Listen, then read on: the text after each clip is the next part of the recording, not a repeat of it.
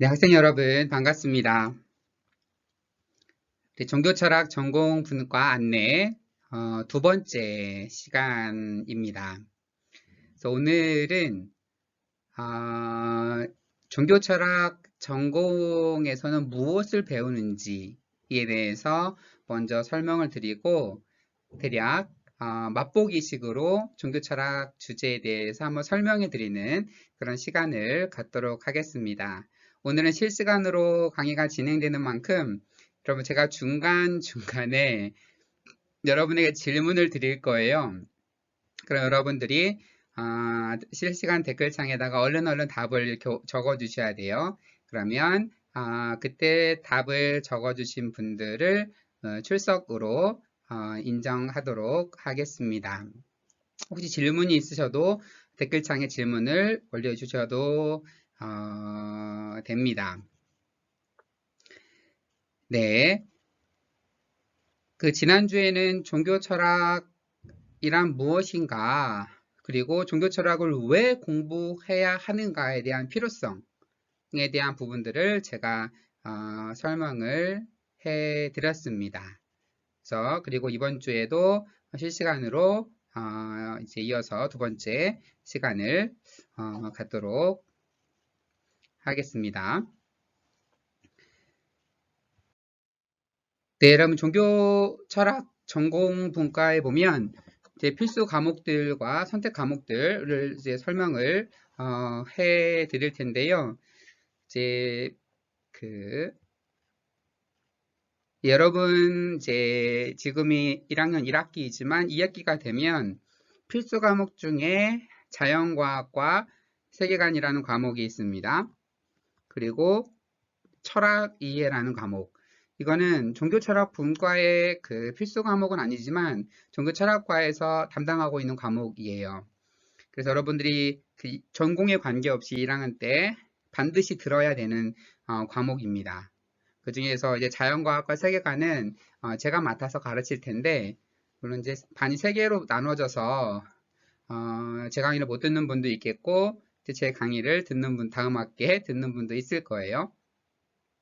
그래서 여기에서는 이제 지금 과학 시대잖아요. 과학 시대에 어떻게 우리가 세계관을 형성해 가며 어떻게 신앙적 관점을 형성해 가는지에 대한 부분들을 다루는 그런 과목입니다. 그래서 여러분 중에 일부는 다음 학기에 저를 또 만나게 되리라라고 생각이 듭니다. 그리고 철학 이해는 뭐 철학에 대한 개론적인 그런 쭉 설명을 하는 과목입니다. 그리고 2학년 중 돼서 이제 여러분이 그 종교 철학 전공으로 분류가 되면 반드시 들어야 되는 과목이고요. 혹시 종교 철학 전공이 아니더라도 원하면 여러분이 이런 과목들을 들을 수 있어요. 어차피 학점 인정은 되니까 여러분이 신학 전공으로 가던 기독교 교육학 전공으로 가던 종교철학 전공의 필수 과목을 들어도 선택 과목은 물론이고 필수 과목을 들어도 학점 인정이 되니까 여러분 관심 있는 과목들은 들어주시면 되겠어요. 제가 과목 이름 중에 이렇게 노랑 색깔, 주황 색깔로 표시해 놓은 과목은 제 주 전공 분야예요. 제가 가르칠지는 모르겠어요. 과목이 워낙 많다 보니까. 그래서 제가 특별히 관심 있어 하는 과목들을 이제 체크해 놓은 거고요. 포스트 휴머니즘, 이제 인간의 시대, 인간 이후의 시대, 포스트 휴머니즘에 대한 강의들, 그리고 물론 이제 종교학도 제 전공 중에 하나죠. 종교학 이해에 대한 기본 과목, 또한 윤리학. 우리 지난주 설명을 드렸죠. 윤리학, 철학의 한 분과로 볼 수도 있는 과목들을 필수로 배우게 됩니다. 그리고 2학년 이제 2학기가 되면 근현대 철학, 근대 철학과 현대 철학을 아우르는 과목을 필수로 배우고 인간과 미래, 재밌을 것 같죠? 이제 가르치는 분에 따라 내용이 다르겠지만 앞으로의 미래에 대한 부분들을 우리가 철학적으로 논해 볼 수 있을 겁니다. 그리고 이제 중국 사상사는 사실 우리 동양 철학의 핵심이죠. 그래서 중국 사상들이 그 중국뿐만 아니라 동아시아 이렇게 퍼져서 지금 우리나라에서도 큰 영향을 주고 있는데 중국 사상에 대한 걸 배우고요. 그리고 이제 필수 과목으로 이제 성경 이야기, 예, 신학교다 보니까 성경에 대한 부분도 필수로 들어와 있습니다. 근데 3학년 1학기가 되면 이제 종교 철학 이해를 하게 됩니다. 제가 지금 현재 가르치고 있는 과목입니다. 그래서 제가 가르칠지 다른 분이 가르칠지 몰라도 이제 이건 반드시 듣게 되고요. 그리고 아까는 포스트 휴머니즘이었는데 포스트 모더니즘, 우리가 그 모던 시대에 뭔가 법칙성, 한목적성을 넘어서는 이제는 포스트 모던의 시대가 되었죠. 포스트 모더니즘 사상에 대해서 배워보도록 하고요. 그리고 뇌과학과 종교, 뇌과학이 한참 요즘에 크게 이슈로 다가오고 있잖아요.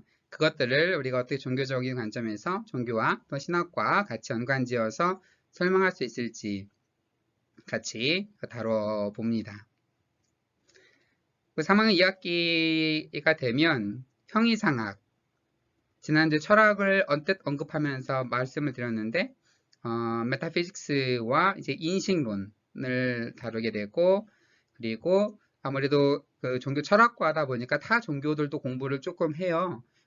그 중에서 이제 불교학을 배우게 되고 유학을 배우게 됩니다. 우리나라 이제 고려 시대를 지나서 조선 시대에 한참 활성하게 된 우리 이제 유교 유학 사상을 필수 과목으로 배우게 됩니다. 그리고 4학년 1학기가 되면 이제 종교철학 이해를 넘어서서 종교철학 특강, 좀 심화된 논의들을 하게 됩니다. 그리고 실존주의에 대해서 공부를 하게 됩니다. 그리고 4학년 2학기에는 종교 간의 대화에 대해서 타 종교와 기독교 간의 관계를 맺고 하는 부분들에 대해서 배우게 돼요. 여러분, 이런 건 종교 다원주의를 말하는 게 아니에요. 종교 간의 어떠한 관계를 설정하고 어떻게 맺고, 사실 우리는 지금 종교 다원의 시대를 걷고 있습니다. 우리나라에는 기독교만 있는 게 아니잖아요. 불교도 있고 타 종교들도 있어요. 그런데 기독교가 그들 종교와 어떻게 관계를 맺고 어떻게 선교를 할 수 있고 하는지에 대한 이해가 있어야지 앞으로 여러분의 뭐 선교나 목회 방향들이 결정될 수 있는 거죠. 특히 뭐 다른 나라 선교에 간다고 하도 다른 나라 그 나라의 각 종교가 있을 거예요. 그 나라의 기본 종교들에 대한 이해가 없이 그 종교들과의 관계가 없이 여러분 선교도 할 수 없고 아무것도 뭔가 하는 제약이 있습니다. 그래서 이런 것들을 종교 철학 전공에서 필수 과목으로 전공을 선택하면 배우게 되고, 선택을 안 하더라도 여러분이 선택 과목으로 배울 수도 있습니다. 종교 철학 이제 선택 과목을 보면 이제 지금 여러분이 1학년 1학기를 지금 보내고 있잖아요. 지금 종교철학과에서 개설되고 있는 과목들은 악의 문제, 과학과 영성, 생명철학, 샤머니즘 연구. 그래서 이제 이건 제 주전공 분야예요. 과학철학, 생명철학, 과학과 영성 이런 부분들은, 그래서 이 과학과 우리 영성 부분들이 어떻게 조화를 이룰 수 있을지에 대한 부분들이 이 과목대로 개설이 됐고요. 앞으로 여러분 2학기부터 쭉 여러분이 졸업할 때까지 개설되는 선택 과목들을 제가 설명을 드릴 텐데, 여러분이 신학 전공을 하시던 기독교 교육학 전공을 하시던 이 과목은 여러분 선택으로 들을 수가 있어요. 그러니까 이런 과목들에 관심이 있다 하는 학생들은 선택 과목으로 들어오면 됩니다. 그러니까 다음 학기죠. 다음 학기에는 양명학과 주작, 신화의 이해, 이슬람 종교와 문화, 노장 사상 연구입니다. 이 중에 제가 어떤 과목을 맡게 될지는 모르겠어요. 이제 1학년 자연과학과 세계관 필수 과목을 맡기 때문에 이 과목을 맡을 수 있을지는 모르겠지만 어쨌든 다음 학기에 선택 과목으로 쭉 개설이 됩니다. 여러 악명학 주작 굉장히 유명한 중국에서 발원한 학문이죠. 신화에 대해서 신화를 어떻게 볼 것인지에 대한 이해가 필요하고 이슬람 종교는 당연히 알아야겠죠. 우리 이슬람이 세계적으로 굉장히 큰 세력을 발휘하고 있기 때문에 꼭 알아야 되는 부분입니다. 그리고 노장 사상 연구, 노자와 장자.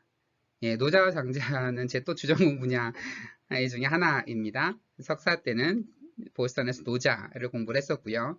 예, 박사 논문에 장자 이야기도 좀 많이 등장을 합니다.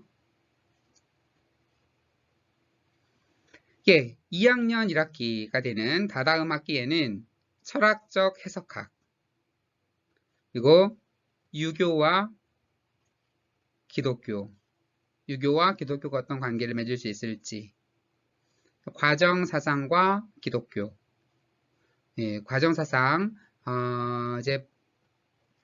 이제 프로세스 필로소피에서 이제 프로세스 티어로지 과정 신학으로 넘어오게 되는데 이거 굉장히 어렵지만 화이트헤드부터 어렵긴 하지만 굉장히 또 재미있는 학문입니다. 우리 종교철학의 정황식 교수님께서 이제 과정사상, 과정신학을 전공하셨어요. 인도사상, 인도에서 힌두교, 불교가 발원을 했는데 인도 사상도 선택 과목으로 배울 수 있습니다. 그리고 내년 2학기 때에는 종교와 과학, 철학. 네. 제가 맡고 싶은 과목이네요. 그리고 종교와 수행론. 각 종교들이 어떤 수행을 하고 있는지, 현대 여성 철학, 그리고 종교 현상학, 종교들이 어떻게 드러나고 있는지. 교우라고 써 있는 거는 교직 과목이라는 거예요. 기독교학과가 옛날에 교직이 있었죠. 교직 과목으로 필수로 들어야 되는 그런 과목입니다. 네, 종교와 과학, 철학. 여러분, 지난주 설명을 드릴 때 철학은 과학, 철학, 법, 철학 다 있어요. 과학이 어떻게 철학적으로 해석될 수 있는지에 대한 부분들 다루는 분야입니다. 여러분이 3학년 1학기가 될 때에는 이제 그리스 신화와 철학이라는 과목, 그리고 불교 철학과 현대 철학, 그리고 주역, 종교 형태론 이런 과목들이 선택 과목으로 개설이 됩니다. 제목만 듣고 너무 어렵죠? 잘 모르겠지만 조금씩 공부해 보다 보면 이 모든 것들이 사실 신학 전공에도 굉장히 유익한 그런 과목들입니다. 3학년 2학기가 될 때에는 인간과 행복, 그쵸? 인간이 어떻게 행복하게 살 수 있을지에 대한 논의들도 다 사실 철학적인 논의들이죠. 네, 그런 것들 다루고 진화론과 기독교, 이것도 가능하면 제가 맞지 않을까 싶은데, 네, 진화론 하면 기독교랑 여러분 전혀 반대된다라고 배웠을 거예요, 교회에서. 창조과학 이런 강의를 들어본 학생들도 있으리라 생각이 드는데 정말 이건 잘못된 믿음입니다. 여러분 다음 학기 필수 과목으로 들을 테니까 자연과학과 세계관을 들으니까 그때 잘 배우게 될 거예요. 진화론은 기독교에 상충하지 않아요. 반대되지 않아요. 그런 내용들도 여러분 앞으로 필요하면 추가로 더 들을 수가 있고요. 프랑스 철학도 선택 과목으로 개설이 됩니다. 네, 여러분이 4학년이 되는 1학기에는 영성과 신비 과목도 제가 그때 관심 있어 하는 과목인데 영성, 신비로움 이런 과목들, 현대 분석, 정신분석과 종교, 정신분석학 굉장히 프로이트 이후로 많이 발전을 했는데 그것이 되게 종교적인 부분들을 많이 내포하고 있죠. 그런 부분들. 철학적 인간학, 그리고 이슬람과 기독교. 이슬람에 대한 연구는 굉장히 많이 되어 있고 굉장히 중요한 부분이겠죠. 여러분이 4학년 2학기가 될 때에는 종교 현상학 교직 과목이라서 이제 또 개설이 되고요. 예, 니체와 기독교. 이건 제가 지난 학기에 맡았던 과목입니다. 니체 상당히 재밌어요. 니체 하면 뭐 신은 죽었다. 그럼 그 정도는 다들 그렇게 말한 철학자다. 이 정도는 한 번씩 들어봤죠. 니체의 사상을 우리가 기독교적으로 어떻게 볼 수 있는지. 지난 학기에 가르쳤던 과목 중에 상당히 재밌었던 과목 중에 하나였습니다. 그리고 유대교와 기독교. 이것도 제가 지난 학기에 가르쳤던 과목인데요. 네, 유대교는 물론 기독교는 당연히 유대교에서 나왔죠. 유대교와 구약을 공유하고 있고 유대교와 기독교의 관계를 다루는 네, 그런 과목입니다. 그리고 생태학과 동양사상, 이 동아시아에서 발행한 동양사상들에 대해서 생태학적으로 다뤄보는 그런 과목들. 네. 앞으로 이런 선택 과목이 쭉 여러분 앞에 그 4년 지나가는 동안에 다 개설이 됩니다.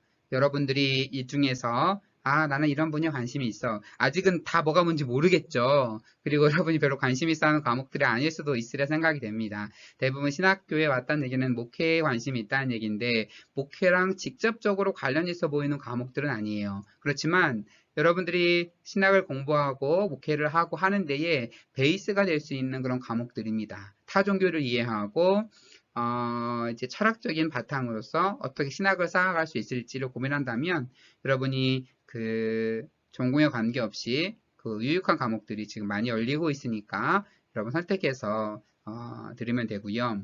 네, 제가 뭐 매 학기 어떤 과목을 맡게 될지는 잘 모르겠지만 여러분 이런 선택 과목을 통해서도 여러분과 접할 일이 곧 있지 않을까라고 생각을 합니다.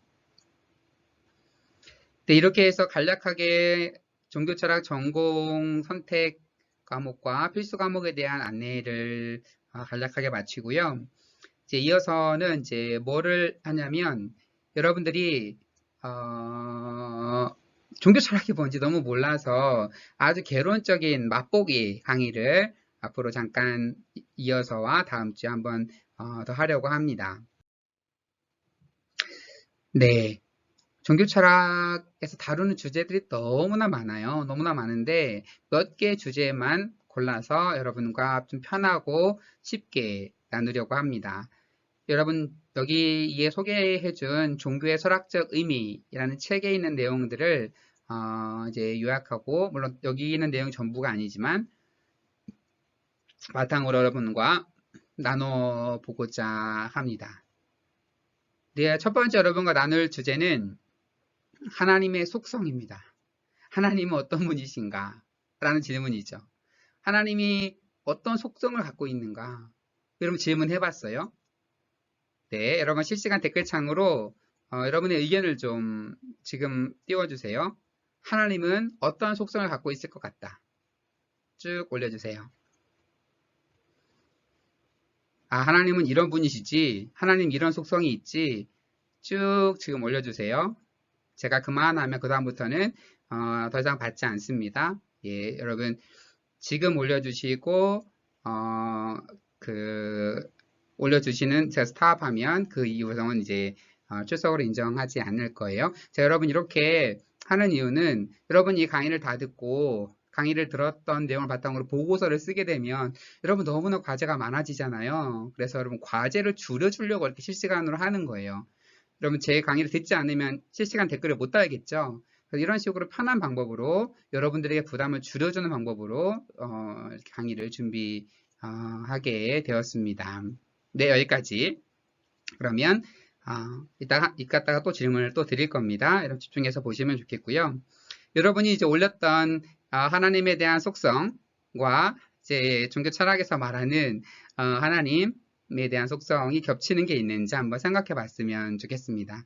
여러분 제가 여기서 잠깐 신이라는 말을 쓸 텐데 신이라는 말에 거부감이 없었으면 좋겠어요.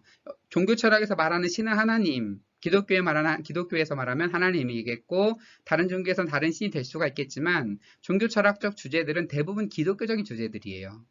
종교 철학이 발달한 나라들이 대부분 다 기독교 문화권이니까 그래서 하나님이라고 그 신이라는 말을 하나님이라고 편하게 바꿔서 이해하셔도 전혀 상관이 없습니다. 그럼 하나님은 어떤 분이시냐? 첫 번째는 가장 숭고한 존재다. 그래서 우리의 예배를 받으실 만한 존재여야 한다. 가장 숭고한 존재다. 이렇게 학자들이 표현을 하게 됩니다. 그러면 그동안 우리가 질문하지 않고 당연하게 받아들였던 것들을 이제 철학적, 논리적으로 우리가 얘기를 해보는 거예요, 지금. 여러분 편하게 들으면서 여러분의 생각도 중간중간 올려주셔도 좋겠습니다. 제가 이제 답변을 바로바로 못 해드리면 끝나고라도 여러분 답변을 해드릴 테니까 의견을 주셔도 좋아요.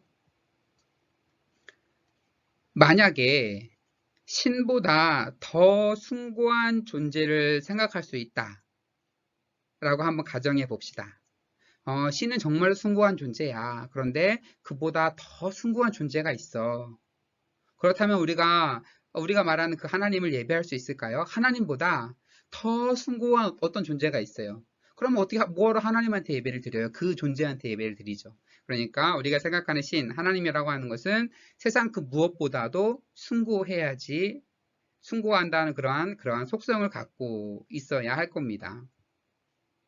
그래서 그 11세기의 유명한 그 철학자 안셀무스는 주님은 그 이상 더 숭고한 존재자를 생각할 수 없는 존재자라고 우리는 믿습니다. 그럼 존재자라는 말을 종종 나오는데 존재하는 분, 보통 신을 그 가리키는 용어로 많이 쓰여요. 궁극적인 존재자, 궁극적으로 존재하는 분, 숭고한 존재자, 정말 숭고하면서 존재하는 분, 이런 의미를 포함하고 있는데 안셀름 혹은 안셀무스라고 일컬어지는 이분은 이렇게 하나님에 대해서 표현을 했습니다. 그런데 이렇게 하나님의 속성을 정의하기에는, 그러니까 신의 속성을 정의하기에는 약간 100% 완전하지가 않은 게 우리 기독교에서는 가능할 것 같아요.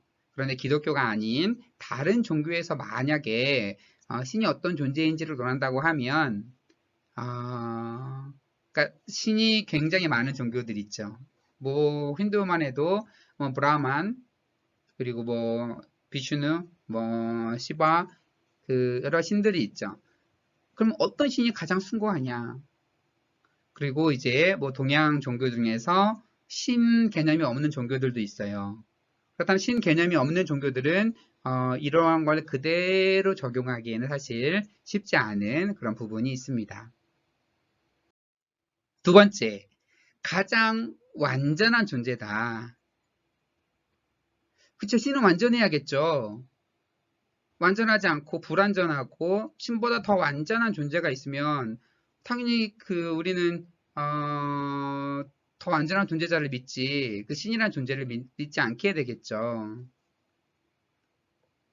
그런데 문제는 그냥 가장 완전한 존재이겠지.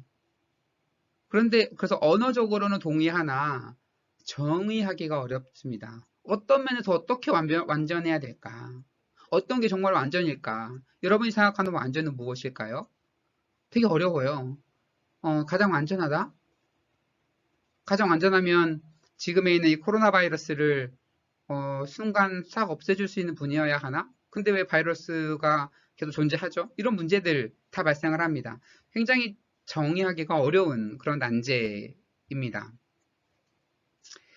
여러분 아우구스티누스, 우리에게는 어거스틴이라고 더 잘 알려진 아우구스티누스나 안셀무스 등 고대 중세 신학자들은 하나님이 완전하기 위해서는 무감각해야 한다라고 보았습니다. 하나님이 울고 웃고 감정에 따라서 기복이 왔다 갔다 하면 그 완전한 존재가 아닌 것 같잖아요. 그래서 그때는 완전성을 정의할 때 하나님은 감정이 없으신 분이다 이렇게 정의를 했었어요. 그런데 지금은 아니에요. 지금은 피조물과 함께 고통당하고 십자가에서 피조물과 함께 아파하시는 분이 바로 진정한 하나님의 모습이다 라고 얘기를 하게 됩니다. 그럼 어떤 게 맞죠? 감정이 없어야 되나요? 아니면 감정이 너무 많아야 되나요? 예수님은 나사로의 죽음 앞에서 우셨다고 얘기를 하고 있죠. 그러니까 정확하게 정의하기가 어떤 게 완전한지 정확하게 정의하기가 너무나 상당히 좀 그런 애매한 부분이 있습니다. 스피노자라는 철학자는 범신론을 주장해서 유대 공의에서 파문당했습니다. 범신론이라는 것은 모든 것이 신이다 라는 주장이에요. 그래서 여기 뭐 이제 펜이 있으면 이 펜도 신이다. 그리고 여기 포스트잇이 있으면 포스트잇도 신이다. 세상에 존재하는 모든 것, 그게 바로 신적인 존재다라는 주장까지 해서 좀 파문을 당했죠. 우리가 기독교적으로 완전히 동의하기는 어려워요. 그래서 범재신론, 모든 것 안에 신이 있다. 하나님이 모든 것 안에 계신다. 라는 식으로 얘기하는 사상들도 그 이후에 등장을 하게 됩니다. 또는 신은 어떠한 존재인가? 자존적인 존재다. self-existence 하는, 스스로 존재하는. 그러니까 누군가가 신을 창조했으면, 신보다 더 위대한 분이 있다는 말이죠. 신을 만든 분이 있으니까. 그렇다면 신은 가장 우리가 이해하는 신 개념하고 또 잘 안 맞죠. 그래서 신은 스스로 존재해야 될 것 같잖아요. 그래서 자존적인 존재라고 표현을 합니다. 존재를 둘로 나눈다고 치면 필연적인 존재와 우연적인 존재로 나눌 수 있습니다. 여러분은 우연적인 존재인가요? 필연적인 존재인가요? 물론 나는 필연적이야. 나는 당연히 존재해야만 했어. 하나님 나를 예정하시고 나를 이때 보냈으니까 나는 필연적인 존재야. 라고 이해할 수 있겠는데 우리 철학에서 얘기하는 우연과 필연은 그것과는 약간 개념이 다릅니다. 그래서 우연적이라는 얘기는 있어도 되고 없어도 되고 하는 존재가 우연적인 존재자예요. 필연적이라는 얘기는 반드시 존재해야 되는 거예요. 그 얘기는 반드시 존재해야 되니까 태초부터 영원까지 반드시 존재해야 되는 거예요. 여러분은 태초부터 영원까지 반드시 존재하나요? 아니죠. 지구상에 없다가 어느 순간에 뿅 하고 나타났어요. 그럼 여러분은 필연적인 존재자가 아니라 우연적인, 없었다가 어느 순간에 어떤 우연적인 사건으로 인해서 존재하게 된, 그래서 여러분은 우연적인 존재자입니다. 물론 그것을 신앙적으로 필연적이라고 받아들일 수도 있겠어요. 하나님 나를 예정하시고 나를 보내셨다. 그렇지만 논리적으로 철학적으로 얘기를 한다고 하면 우리는 필연적인 존재자는 아니에요. 필연적인 존재자는 신밖에, 하나님밖에 없습니다. 그래서 신은 존재하기 위해서 다른 어떤 것의 도움도 필요로 하지 않으십니다. 신의 존재가 논리적으로 필연적이라면 이것은 바로 하나님에게, 신에게만 해당되며 이게 바로 신의 완전성을 의미한다라고 주장을 합니다. 신은 자기 스스로 존재하는 분이고 우리는 필연적이 아니라 우연적으로 하나님에 의해서 늘 존재했던 존재자가 아니라 하나님에 의해서 어느 순간에 역사 속에 확 들어온 우연적인 존재자가 됩니다. 여러분 성경에 보면 모세가 떨기나무에서 하나님을 만나는 장면이 나옵니다. 떨기나무가 이제 불이 확확 타고 있으니까 그런 장면은 종종 있어요. 그 사막이다 보니까 갑자기 불이 붙으면 확 타죠. 확 타면 꺼져야 되는데 불이 안 꺼지는 거죠. 또 모세가 다가가서 신기해서 이렇게 쳐다보고 있으니까 음성이 들려요. 내 신을 벗어라. 너가 있는 이곳은 거룩한 곳이다. 그러면서 하나님과 모세가 만납니다. 만나서 모세가 하나님께 묻습니다. 당신은 누구십니까? 그때 아주 심오한 대답을 해요. 이것을 영어식으로 표현하면 I am who I am 혹은 I am that I am 이라고 대답을 합니다. 난 누구냐? 나는 나다. 이 말이죠. 나는 나다. 그래서 세번역에서는 나는 곧 나다. 이렇게 번역을 했어요. 그러니까 그 말은 무슨 말이냐면 하나님이라고 하는 그 신이라는 존재를 뭘로 표현할 수가 없는 거예요. 하나님은 위대한 분이다. 그래? 그럼 전능한 분은 아니야? 아, 하나님 전능하지. 그럼 하나님 전능할 수 있기만 해? 사랑이 많으신 분은 아니야? 하나님도 사랑이 많으신 분이지. 우리가 언어로 표현하기에는 굉장히 한계가 있다고 하는 거죠. 우리의 언어로 어떻게 하나님의 전지전능한 이런 모든 것들을 다 표현할 수 있겠어요? 불가능합니다. 그렇기 때문에 표현 불가능하기 때문에 나는 나다. 이 이상의 설명을 할 수가 없는 거예요. 나는 나다.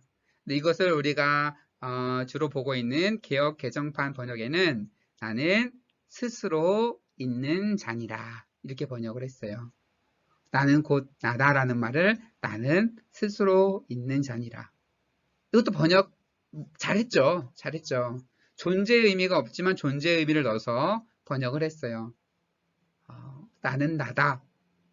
이런 번역이 하면 굉장히 좀 웃기죠. 나는 스스로 존재한다. 누가 나를 만든 게 아니고 나는 필연적 존재자고 스스로 존재하는 자존적인 존재자다. 라는 그런 의미를 포함하고 있는 겁니다. 그래서 여기서 나는 곧 나다에 나오는 단어 에흐예, 히브리어에 보면 에흐예에서 여호와가 나왔어요. 우리가 믿는 하나님의 이름이 여호와죠. 야훼, 여호와입니다. 이 여호와는 에흐예에서 나왔는데 이 에흐예라는 말은 1인칭 미완료형입니다. 나중에 여러분 히브리어 배울 기회가 있을 텐데 미완료라는 말은 아직 완료되지 않은 사건인 거죠. 그러니까 다시 한번 얘기하면 나는 난데 나는 나야. 그런데 어떤 나냐면 아직 정의되지 않았어요. 그 말을 풀었으면 나는 내가 앞으로 할 일들에 의해서 규정될 수 있는 그런 존재자야 라는 거예요. 내가 앞으로 사랑을 베푸면 나는 사랑의 하나님인 거고 내가 자비를 베푸면 나는 자비의 하나님인 거고 너가 나 앞으로 경험할 그 모습에 의해서 나는 너에게 드러날 거야. 이런 말이 좀 포함되어 있는 그런 미완료형의 그런 말입니다. 그래서 존재하는 존재자의 개념이 등장하는 자존적인 존재자 우리 이것을 세 번째의 특징으로 같이 살펴보았습니다. 틸리는 존재한다 라는 어휘 자체도 유한한 피조물에게만 사용되어야 한다라고 보았습니다. 하나님은 무한한 존재이기 때문에 인간의 어휘로 규정될 수 없다. 재밌죠? 폴 틸리 굉장히 유명한 신학자예요. 여러분 배우겠지만 앞으로 하나님 존재하냐? 하나님 존재한다고 말할 수 없다. 그럼 존재하지 않냐? 그 말도 아니다라는 거죠. 존재한다라는 그런 개념은 우리에게만 쓸 수 있는 거죠. 우리는 존재하지 않을 수도 있고 존재할 수도 있기 때문에 존재와 존재하지 않음이 공존한 제가 죽으면 전 존재하지 않겠죠. 이러한 공존하는 그런 존재에게만 존재하는지 안 하는지 쓸 수 있는 거지 태초부터 영원까지 늘 함께 늘 있는 그런 존재자에게 존재한다는 말을 쓰는 자체가 불가능하다라고 얘기를 하는 겁니다. 그래서 하나님의 존재는 무한하기 때문에 인간의 언어로 규정될 수 없다. 인간의 언어로 어떻게 다 표현을 하겠어요. 그래서 그 규정될 수 없다라고 얘기를 하고 있습니다.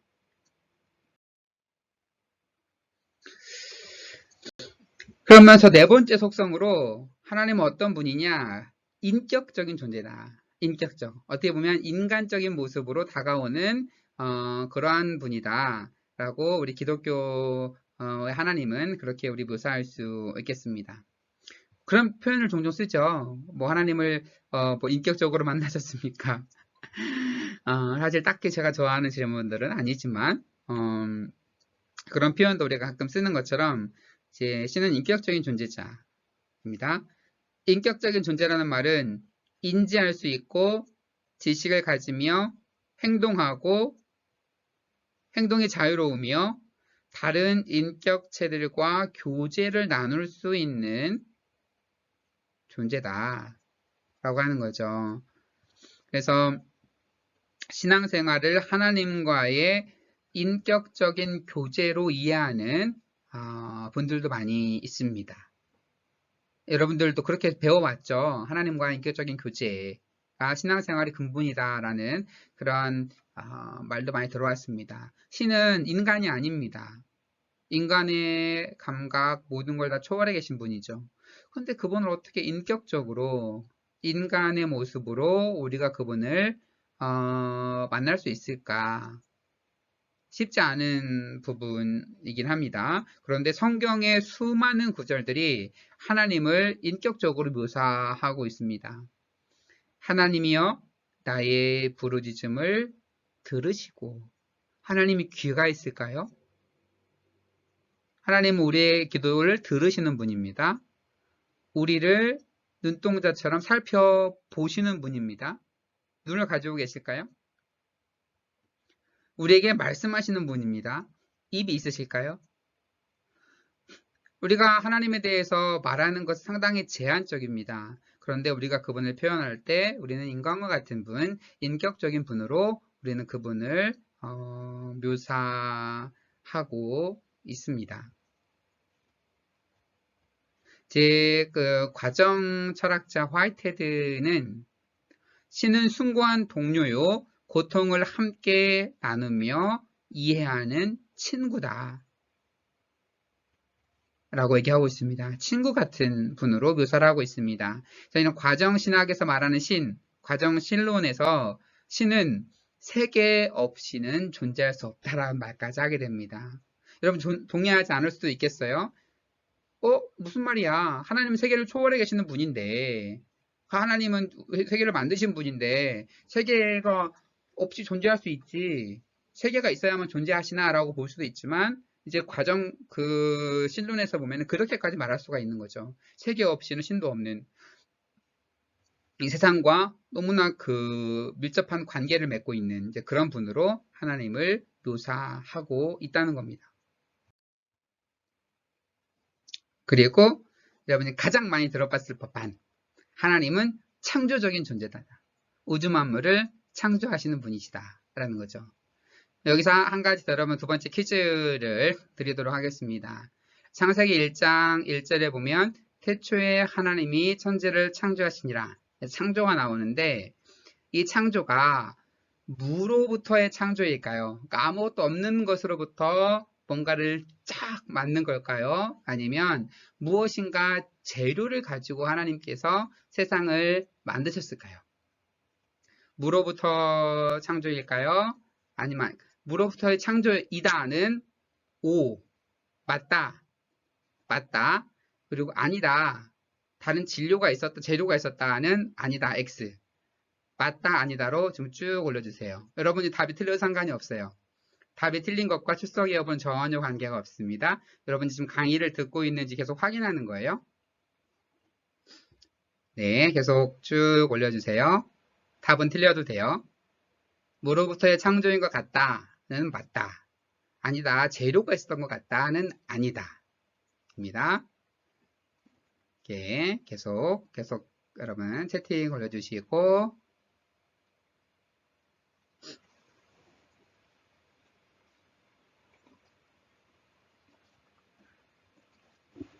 네, 스탑. 여기까지 출석으로 반영하겠습니다.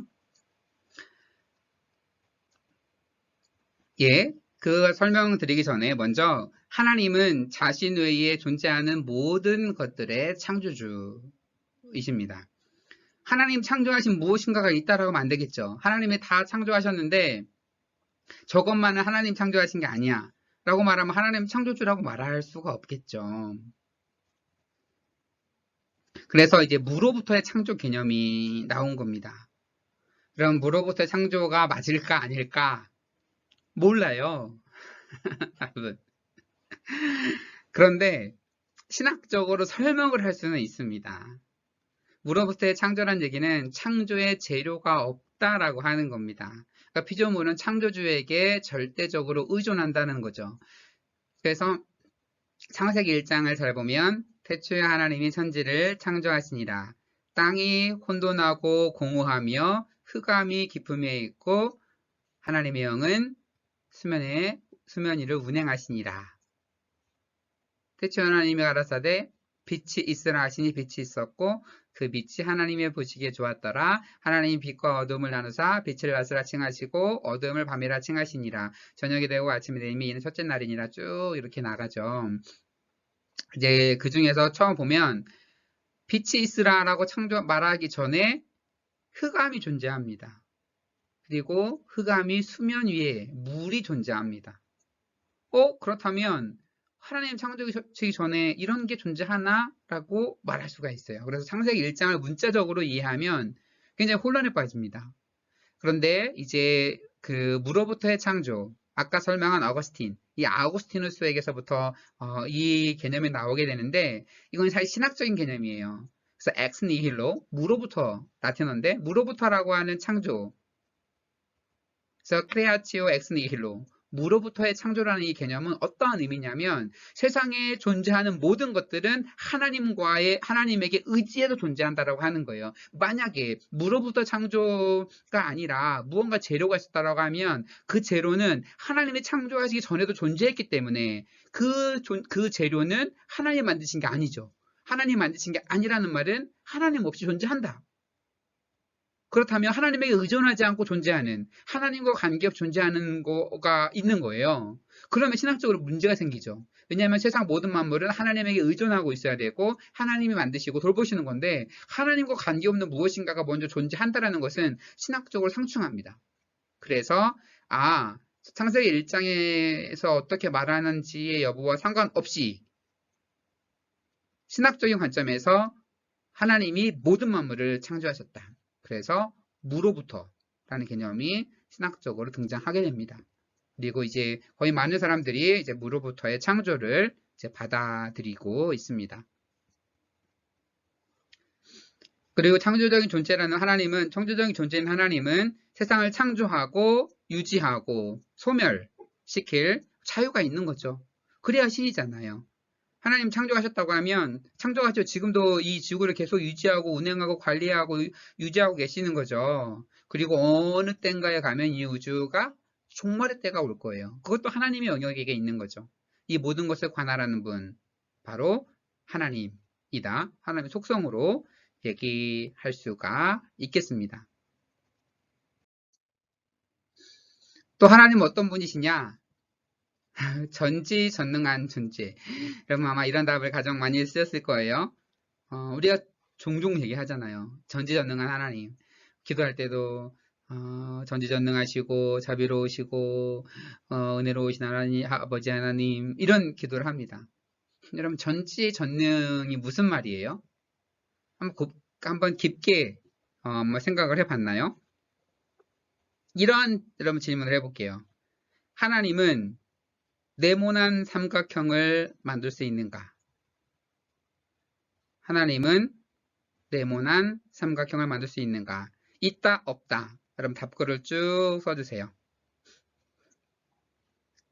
있다, 없다. 하나님은 전능한 존재자이잖아요. 답 쓰고 있죠? 쭉 올려주세요. 하나님은 못하는 게 없어야 돼요. 신이라면. 그러면 네모난 삼각형도 만들 수가 있는가? 있다, 없다.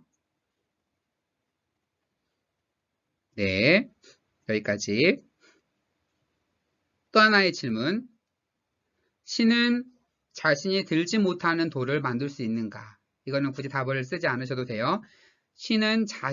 하나님은 자신이 들지 못하는 돌을 만들 수 있는가? 이게 돌의 역설이라고 합니다. 만들 수 없다 라고 해버리면 하나님이 못 만드는 게 있어? 하나님은 전능하지 않아? 그러면 만약에 만들 수 있다 하고 들으면 하나님이 자신이 들지 못하는 돌을 만들었으면 하나님은 그 돌을 못 드는 거잖아요. 그럼 하나님은 전능하지 않네? 그걸 못 들으니까. 그러니까 만들지 못하는 하나님은 그거를 만들지 못하는 분이든지 들지 못하는 분이 됨으로써 전능의 역설이 생기는 겁니다. 아까 질문도 그렇죠. 신은 네모난 상황에서 만들 수 있는가? 예. 답이라고 하긴 그렇지만 꼭 굳이 답을 제시한다면 없습니다. 어떻게 만들어요? 이미 네모난 순간 삼각형이 아닌데. 어떻게 몇 차원을 이용해서 모양을 움직이고 섞고 한다고요? 그 몇 차원을 통해서 구부러지는 순간 그건 삼각형의 정의에 벗어납니다. 이미 삼각형이라는 얘기는 평면에서 다루는 거죠. 내각의 합이 그 내각의 합이 뭐예요? 180도인 거잖아요. 그 조건을 벗어나는 순간 삼각형이 아닙니다. 못 만드는 거죠. 그러면 하나님 전능하지 않아? 헷갈리시나요? 그래서 신의 전능성을 이렇게 정의할 수 있겠습니다. 신은 의무의 시점에서 논리적으로 모순되지 않으면서, 이게 중요해요.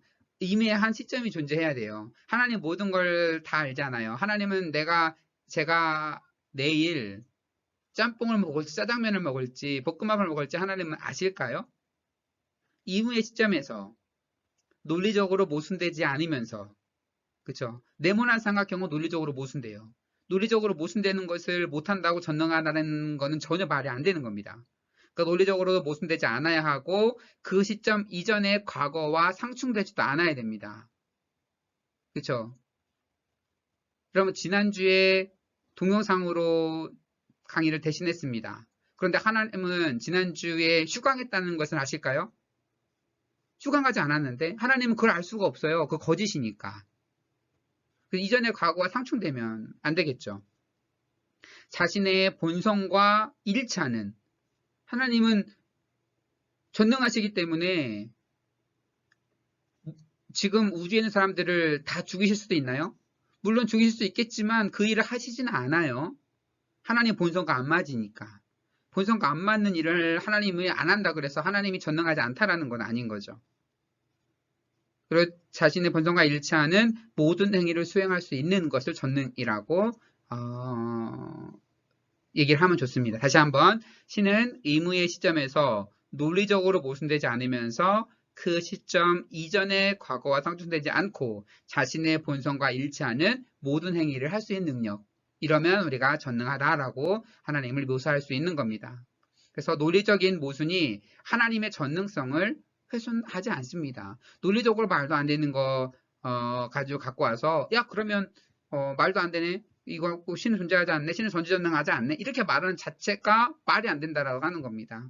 이러한 전제 조건이 주어져야 성취되어야지 그 논리성, 그거야지 전지전능하다는 그런 말을 할 수 있게 된다고 하는 것입니다.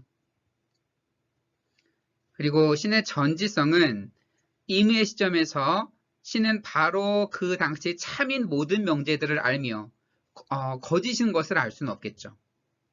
그 시점에서 신이 갖는 그 명제들에 대한 지식은 논리적으로 가능하고 신은 결코 거짓된 것을 믿지 않는다. 이러한 전제가 들어가야 신의 전지성이 성립합니다. 이러한 전제가 있지 않고 거짓인 것을 신이 안다거나 논리적으로 가능하지 않은 것을 신이 안다거나 이렇게 말할 수가 없는 거죠. 그래서 신의 전능과 전지성을 이해하는 방식을 이렇게 요약해서 설명드렸습니다. 그리고 이제 7번째로 하나님은 도덕적으로 완전한 존재자라고 묘사할 수 있겠습니다. 도덕적으로 완전하지 않고 비윤리적이라고 하면 우리가 하나님을 신뢰하거나 믿을 수가 없겠죠.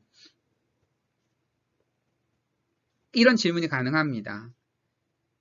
신이 악하게 행동하는 것이 가능한가? 가능합니까?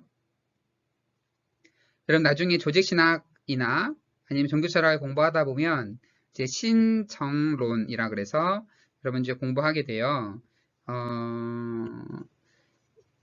그래서 이제 빨간색으로 적어드리면 네, 이 말은 무슨 말이냐면 하나님은 올바르다, 신은 올바르다 라는 그런 가장 되게 중요한 주장 중에 하나입니다. 어떻게 악의 문제에 직면해서 하나님의 정의로움, 의로움을 드러낼 수 있을지, 굉장히 오래된 역사를 갖고 있어요. 굉장히 중요하잖아요. 지금 같은 시기에 묻는 질문이에요. 코로나 바이러스가 이렇게 창궐해서 수만 명이 죽어가고 있는데 선하신 하나님이라면 우주 만물을 창조하시고 유지하시고 관리하신 하나님이라면 왜 이렇게 사람들이 죽어가는 것을 놔두고 계실까? 여러분 의문이 들죠. 너무나 많은 사람들이 이에 대한 답을 나름대로 해왔어요. 종교 철학의 중요한 주제이기도 합니다. 그럼 나중에 기회가 되면 이런 주제들도 다뤄보도록 하겠습니다. 장담은 못 드리지만. 그래서 우리가 하나님 사랑의 하나님이라고 얘기를 하죠. 하나님은 사랑이시다라고 요한 일서에서 말하고 있습니다. 하나님의 형상으로 창조된 인간은 사랑의 실천을 할 것을 요구받습니다.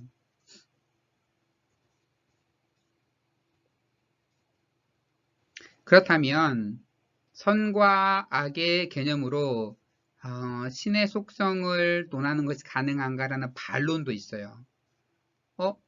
그 가장 선한 존재가 신이야? 신은 선해야 돼? 신은 악하면 안 돼? 이런 질문을 넘어선 거죠. 넘어서서 뭐냐면 하나님이 왜 선이라고 하는 영역에 갇혀 계시지? 하나님은 선과 악을 초월해 계시는 분이 아닐까? 이런 질문도 가능하겠죠. 여러분 하나님은 선한 분입니까? 하나님은 선과 악을 초월해 계시는 분으로 우리가 묘사할 수도 있습니다. 그러니까 이러한 주장들도 충분히 가능하다라고 말씀을 드리겠습니다. 또한 신은 이제 거의 다 왔어요. 신은 영원한 존재다. 시간과 공간을 초월하는 그러한 그 존재라고 볼 수도 있겠죠. 하나님께서 시간과 공간에 갇혀 계신다라는 건 좀 뭔가 어색하죠. 하나님은 시간과 공간을 만드신 분이에요. 하나님은 세상을 창조하기 이전에 무엇을 하셨을까? 여러분 사실 이것은 이제 어거스틴이 굉장히 고민했던 질문 중에 하나입니다. 이제 어거스틴의 고백록에 보면 이런 고민의 흔적이 많이 나와요. 그래서 사람들이 묻는 겁니다. 아니 어거스틴한테 물어보요. 아니 선생님 하나님이 우주 만물을 창조하시기 전에는 도대체 뭘 하셨을까요? 아니 우주 만물이 있으면 우리랑 교감이라도 하시지 얼마나 심심하셨을까. 하나님은 태초부터 영원까지 존재하시는 분이라고 우리가 고백을 하는데 인간 모든 그 피조 만물 우주 만물을 창조하시기 전에 무엇을 하셨을까요? 이렇게 묻는 겁니다. 답하기 어렵죠. 그럼 뭐라고 답하겠어요? 어렵잖아요. 그래서 어거스틴이 이렇게 얘기를 합니다. 하나님은 그 우주 만물을 창조하시는 뭐 하고 계셨냐면 그러한 질문을 하는 사람들 하나님이 뭐 하고 계실까라고 그러한 질문을 하는 사람들을 위해서 지옥을 만들고 계셨다. 라고 답변을 하는데 차마 그렇게 답변하기가 민망한지 이렇게 지옥을 만들고 계셨다라고 답변을 하고 싶지만 차마 이렇게까지는 답을 못하겠다. 이렇게까지 단서를 달아요. 그러니까 본심은 그건 거죠. 그렇게 질문하지 마. 그런 사람들을 위해서 하나님은 그 지옥을 만들고 있었어. 그러지 마. 근데 이렇게까지 너무 직설적으로 얘기할 수는 없으니까 이렇게 돌려서 이렇게 표현을 했습니다. 그만큼 어려운 문제입니다. 그런데 이제는 알아요. 이제는 현대 과학의 발전으로 인해서 답하기가 너무 쉬워졌어요. 여기 써놓은 것처럼 시간은 세계와 동시에 창조됐어요. 무슨 말이냐면 여러분 중에 혹시 다음 학기에 제 자연과학과 세계관 필수 과목을 듣는 분들은 계속 여러분 자세하게 알게 되겠지만 시간이라는 개념은 공간에서 발생하는 거예요. 공간이 없으면 그러니까 우주 만물이 창조되기 전에는 시간 자체가 존재하지 않습니다. 여러분 하나님은 시간에 갇혀 계시는 분이 아니에요. 시간과 공간을 초월해 계시는 분이에요. 그러니까 하나님이 그 이전에 무엇을 했냐. 하나님에게 시간적인 개념을 들이대는 것은 그 논리상 말이 맞지 않아요. 그리고 공간이 생겨나면서 공간에 휘어짐으로써 시간이라는 개념이 그 사이에 들어오게 됩니다. 여러분 혹시 인터스텔라라는 영화를 봤나요? 중력이 굉장히 강한 그런 행성에 가면 중력이 굉장히 강한 것은 시간이 굉장히 느리게 흐릅니다. 그래서 그 주인공 쿠퍼가 한 3시간 동안 밖에서 막 물과 싸움하고 왔더니 한 20년이 지났죠. 지구에서는. 지금 그게 실제로 가능해요. 중력이 강한 곳에서는 시간이 천천히 흘러요. 물론 우리는 지구라는 어마어마한 큰 물체에 인간에 비해서 어마어마한 큰 물체에 강한 중력을 받고 있기 때문에 우리가 큰 차이가 없지만 이론적으로 따지면 고층 아파트에 사는 사람이 더 빨리 늙어요.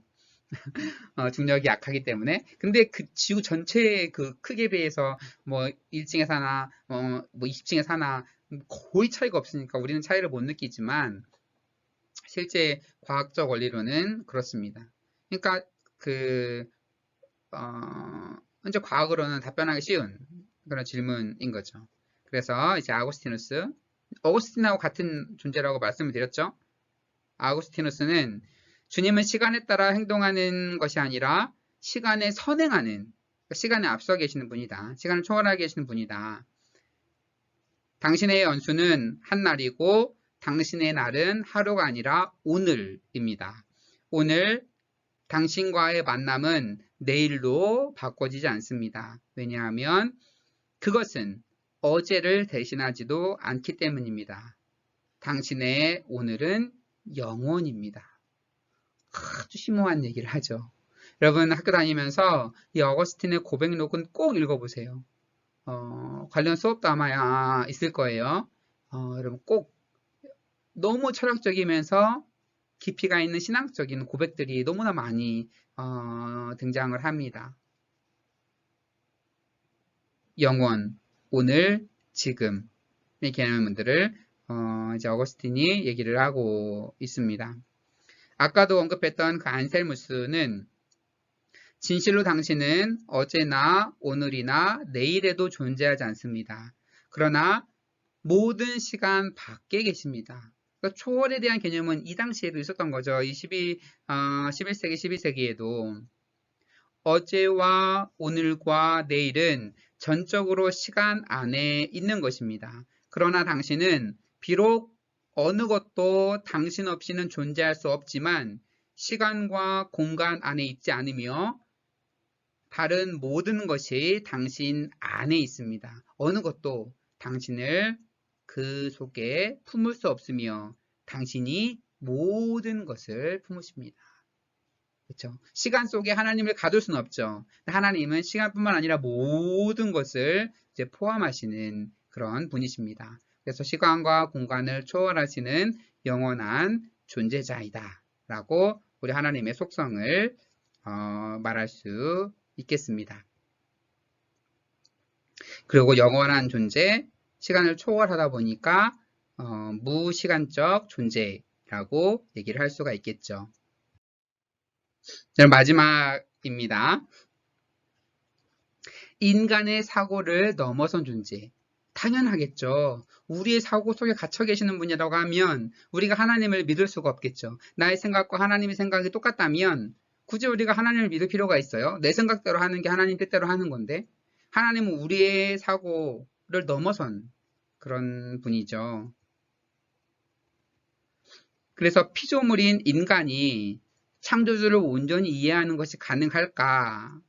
라는 질문을 드릴 수 있어요. 그래서 우리가 사실 신이 어떻고 하나님이 어떻고 여러분이 대학 다니면서 배우는 신학이 어떻고 하는 것들이 100% 완벽한 건 하나도 없습니다. 인간이 이해하는 것은 굉장히 한정적이고 굉장히 제한적입니다. 그래서 우리의 사고를 가지고 하나님을 이해하는 것이 100% 완벽하다고 볼 수 없어요. 그래서 우리는 늘 겸손한 마음으로 하나님의 뜻을 구하며 나아가야 됩니다. 그래서 지금 역사하신 하나님의 모습, 하나님은 각 시대와 각 공간에 각 사람에게 맞게 각자의 모습으로 다른 모습으로 임재하고 계시는 거죠. 그것을 어떻게 받아들이는지는 각 사람에 따라 다릅니다. 그래서 신에 대한 인간의 고백은 모두 개인적, 시대적 상황 속에서 경험하는 개인 또는 집단의 신앙 고백입니다. 이것은 신에 대한 인간의 인식을 완전히 거부하는 것이 아닙니다. 그래서 그동안에 우리가 봐왔던 성경이나 그동안에 하나님에 대한 이해가 다 잘못됐다라고 거부하는 것이 아닙니다. 단지 우리가 확실하게 시공간에 제약될 수밖에 없는 인간의 한계를 인식해서 각자의 경험을 존중할 필요가 있다고 하는 거죠. 물론 전제가 필요합니다. 성경과 공동체가 고백하는 신에 대한 이해와 큰 충돌이 없는 한. 그렇죠? 어떤 사람이 하나님을 경험했는데 성경에서 말한 하나님과 너무나 달라요. 그러면 그건 문제가 있는 거죠. 하나님이 아니라 귀신을 체험했을 수도 있는 거니까. 그래서 우리가 그 보는 성경 말씀과 그 공동체가 역사상 인정해왔던 하나님의 모습과 너무 다르다면 한번 그 한번 다시 한번 검토해 볼 필요가 있지만, 그렇지 않은 하나님의 모습이라고 하면 그 사람에게 임한 그 모습, 그 하나님의 모습일 수 있으니까 우리가 충분히 존중해 줄 수 있는 겁니다. 여러분, 마태복음과 누가복음에서 예수의 탄생 이야기가 나오죠. 마가와 요한복음엔 나오지 않아요. 나오는데 그 두 이야기가 상당히 다릅니다.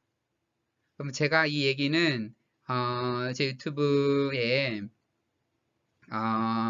설교를 하나 올려놨어요. 앞으로 제 설교 종종 이제 올릴 거 유튜브를 이번에 저도 처음 하면서 설교 하나를 올려놨는데, 그럼 시간 되시는 분 한번 들어보세요. 어떻게 다른지, 그리고 다른 걸 어떻게 이해해야 되는지. 여러분이 이해하고 있는 게 전부가 아니에요. 예수님이 마구간에서 태어났다라고 알고 있죠. 네, 그것은 누가복음에서의 기록입니다. 마태복음을 보면 마구간은 얘기는 없고 딱 정황상 집으로 추정이 돼요. 그리고 예수가 탄생했을 때 동방 박사들이 왔었죠. 이건 마태복음에만 나와요. 마태복음은 유대인들, 정통 유대인들 에게 쓰여진 것이기 때문에 예수는 왕으로 오신 분이에요. 그래서 박사급에 되는 사람들이 와서 경배를 합니다. 누가복음은 가난한 사람들을 위한 복음이거든요. 박사는 등장하지도 않아요. 누가 와서 경배하냐면 목자들이 와서 경배를 합니다.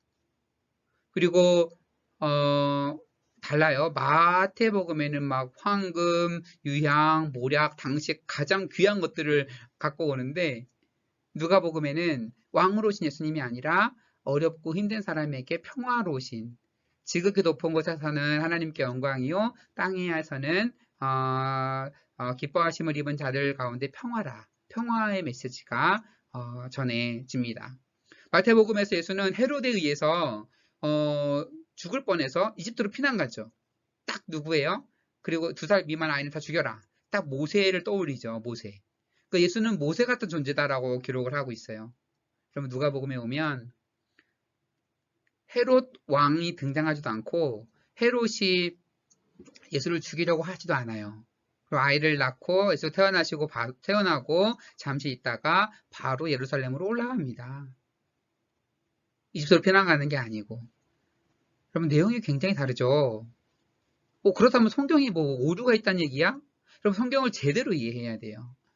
지금 오늘 여러분 이런 강의를 하려는 건 아니기 때문에, 그 마태 공동체가 이해한 예수님에 대한 모습, 왕으로 오시고 우리의 구주가 되시고 모세처럼 위대한 분이며 이 세상을 구원할 분이라고 하는 강력한 이들의 신앙 고백이 들어있는 거고, 누가복음에는 낮고 천한 자를 위해 오신 평화의 왕으로 오신, 평화를 주러 오신 그런 분으로 그 신앙 고백을 하고 있습니다.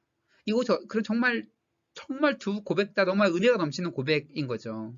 내가 이 이야기는 성탄절이 정말 12월 25일일까? 이런 질문들, 답변과 함께 제가 설교 제 유튜브 채널에 올려놨으니까 여러분 한 시간 되시는 분들은 들어보셔도 좋겠어요. 그럼 포인트는 그거예요. 각자가 경험한 하나님의 모습이 다르다는 것. 각자가 고백하는 하나님의 모습이 완전치 않다라는 거. 왜냐하면 하나님은 인간의 사고를 넘어선 존재이기 때문에 그렇다는 거죠.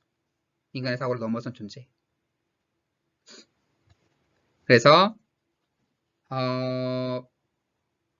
이렇게 이해하는 것, 하나님 어떤 분이실까 이렇게 폭넓게 이해하는 것은 그러면 신학의 풍성함을 가져오고 신학적 난제 해결에 도움이 된다라고 말씀드릴 수 있습니다. 하나님을 이렇게만 이해하면 그것이 다 설명하지 못한 하나님에 대한 모습이 있어요. 하나님을 이렇게 이해하면 또 그것이 다 설명하지 못하는 하나님의 모습이 있죠. 하나님을 하나님 정말 지도자, 이끌어 가시는 모습으로 묘사할 때 낮고 천한 자를 위한 하나님의 모습은 어렵겠지만 그래서 낮고 천한 그들과 함께 고통당하신 하나님의 모습으로 또 하나님의 모습을 그릴 수가 있겠죠. 근데 그것이 또 전부는 아닌 거죠. 그래서 여러분들이 각자 위치에서 지금 우리와 함께 계시는 우리와 함께 동행하시고 역사하시는 하나님에 대한 모습을 우리가 계속해서 고민하며 믿고 신뢰하며 나아가는 것이 굉장히 필요합니다. 이러한 고백들을 여러분들 4년 다니면서 여러분이 스스로 만난 하나님, 내가 경험한 하나님, 내가 이해한 하나님의 속성을 진지하게 고민하다 보면 여러분의 신앙도 한층 더 성숙할 수 있으리라 라고 생각을 합니다. 그래서 여러분 종교 철학적 주제들 단지 하나의 수많은 주제 중에 하나만 언급한 거예요. 하나님 속성이 무엇일까? 여러분 한 번도 고민해보지 않았을 수도 있어요. 살면서. 그런데 이러한 고백들이 필요합니다. 앞으로 어떤 주제를 더 다룰지 좀 제가 고민해 봐야겠지만 정말 하나님은 존재할까? 이런 고백들. 우리가 경험하는 종교 경험들이 그게 논리적인 걸까? 기적은 정말로 존재하는 걸까? 사후세계는 있을까? 여러분 여러 가지 궁금증들이 있죠. 다 종교 철학에서 여러 가지 나름대로 답과 논리들을 제공하고 있습니다. 그러면 제가 저에게 주어진 4시간, 4번의 시간 중에서 어떤 걸 좀 다룰지는 정확하게 모르겠지만 여러분이 종교 철학에 대한 이 개론적인 이해를 좀 제 강의를 통해서 넓혀 갔으면 좋겠습니다. 네, 여러분 교실에서 만나지 못해서 아쉬워요. 앞으로 이제 오프라인 강의가 있으면 학기 말쯤에 한번 다 같이 볼 수 있을 거고, 여러분 어차피 다음 학기나 앞으로 볼 기회는 많으니까 또 제 연구실에 와서 여러분 뭐 커피 마시면서 상담하고 이야기 나눌 기회도 종종 있지 않을까라고 생각을 합니다. 그럼 제가 유튜브를 하리라라고 이렇게 강의 올리리라라고 생각을 전혀 하지 못했다가 되게 갑자기 모든 강의를 동영상으로 진행하면서 전부는 아니지만 몇 개의 강의들을 유튜브에 이렇게 올려놨어요. 그리고 아예 이번 기회에 그냥 제 전공 분야들에 대한 그런 영상들이라든지 그런 걸 좀 쉽게 만들어서 이 강의는 좀 길잖아요. 1시간, 1시간씩 넘어가는데 한 10분, 20분 정도로 짧게 해서 여러 가지 흥미로운 뭐 과학과 신학 뭐 이런 주제들을 짧게 만들어서 유튜브에 앞으로 틈틈이 이제 올려야겠다. 라고 여러분 제가 생각을 하고 있습니다. 그런데 이제 그러려면 어느 정도 사람들이 좀 구독도 해주고 해야 되기 때문에 이제 처음으로 이런 말씀을 드리는데 여러분 괜찮으시면 이 영상에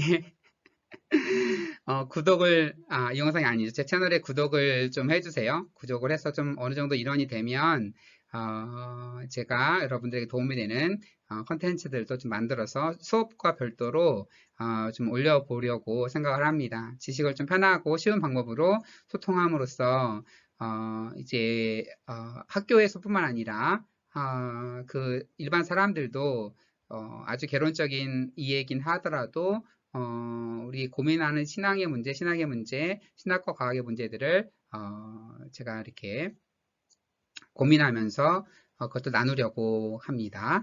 네, 그래서 여러분 이렇게 말씀드리 그렇지만 여러분 구독 다들 좋아요, 구독 눌러달라고 하는데 그 좋아요는 여러분이 판단하시는 거고 이제 구독이 어느 정도 돼야 영상이 좀 만들어서 퍼질 수가 있어서 여러분 그렇게 좀 부탁을 드리고요. 네, 그래서 오늘은 이렇게 강의를 마치도록 하겠습니다. 여러분 지금까지 있어서 고맙고요. 우리 마지막으로 안녕, 안녕히 계세요. 이 정도 한마디씩 쭉 올려주세요. 지금부터 올려주세요. 네, 마지막 출석 체크입니다. 네, 올려주시고 여러분 오늘 강의는 마치도록 하고요. 다음 주도 이번 주와 동일한 방식으로 여러분 수업을 하겠습니다. 여러분들에게 과제를 줄여주려는 저의 의도니까 강시한다라고 생각하지 마시고 여러분이 수업에 참여했다는 증거가 남으면 제가 여러분에게 굳이 과제를 부여하지 않아도 돼요. 그러면 제가 지난주에 올린 영상 중에 여러분들 중에 한 적어도 50분 이상은 아예 조회조차 안 했고 조회수가 나오니까 클릭한 사람들도 절반 이상 끝까지 보지 않았어요. 네. 그렇지만 여러분 이렇게 하니까 여러분 앞으로 여러분 그렇게 되면 제가 과제를 부여해야 돼요. 그럼 과제를 부여하지 않기 위해서 이렇게 실시간으로 확인을 하는 거니까 너무 귀찮게 한다 생각하지 마시고 1시간, 길어야 1시간 10분 정도인데 여러분 이렇게 집중해서 강의 들어주시고 저와 소통해 주시면 좋겠습니다. 네, 여러분 수고 많이 하셨습니다. 여러분 다음 시간에 다른 또 강의로 여러분 뵙도록 하겠습니다. 네, 여러분 감사합니다.